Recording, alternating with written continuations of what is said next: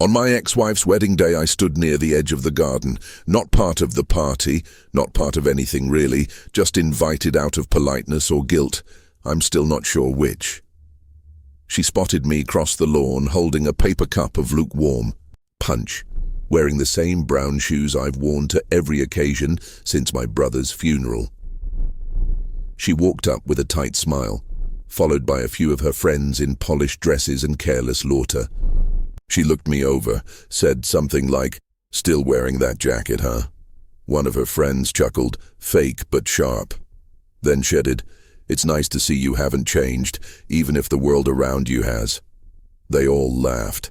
Not cruy, not loudly, but loud enough. I nodded, didn't say much, just kept my hands in my pockets and waited for the breeze to move on. What they didn't know, or maybe forgot, is that the jacket she mocked was one she gave me the year we couldn't afford heat.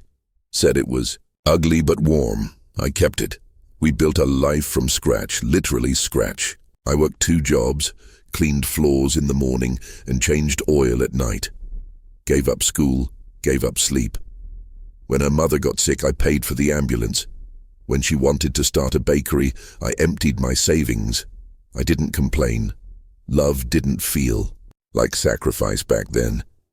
Just felt like what you do when someone believes in you. I remember nights when we only had rice and frozen corn. She'd light a candle to make it feel like a choice. I'd joke about it being minimalist gourmet. She'd laugh so hard she'd cry, or maybe she cried first. The thing is, I never wanted much. A small home, a warm meal, a hand to hold in the dark. But slowly that wasn't enough. It didn't happen all at once. It started with a sigh when I came home, greasy, or when she stopped asking about my day. Then her phone was always face down. Then her smiles stopped reaching her eyes. She started saying things like, "We're stuck," or "This isn't the life I imagined." I got quieter, worked more. I thought maybe if I just held on tighter, the drift would stop. But sometimes people outgrow the parts of themselves they don't want to remember. I was one of those parts. The day she left, she didn't cry. Just stood in the doorway with a suitcase and said, "You're a good man, but I want more than good." That sentence still rattles around in my head like loose change. I let her go, not because I wanted to, but because I couldn't beg. Not after everything. Some silences are heavier than screams. Years passed. She got what she wanted. More.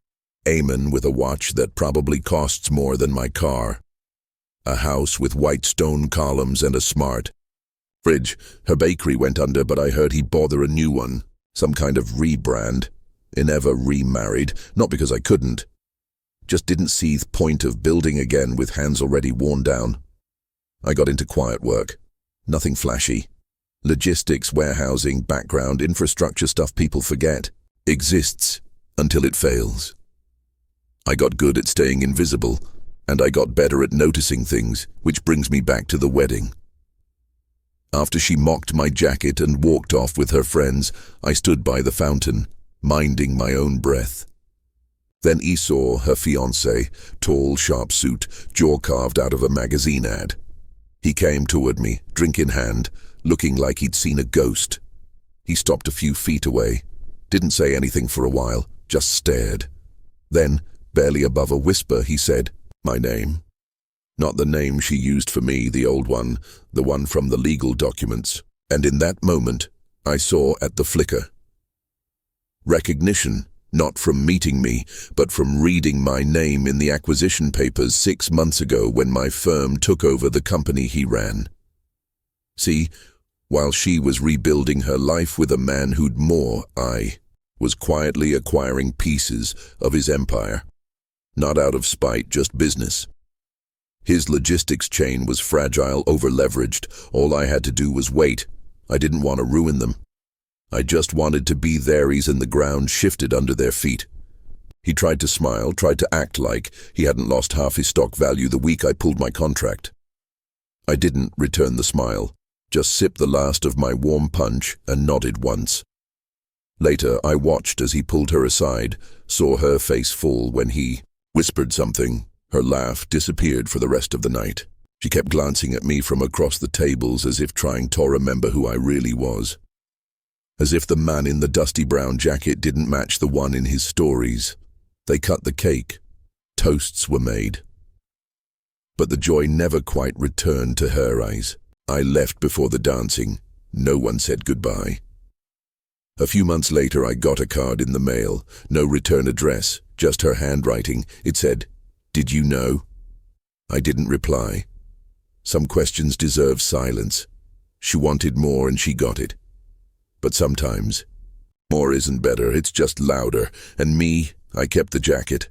Hadid cleaned last winter, still warm, still ugly.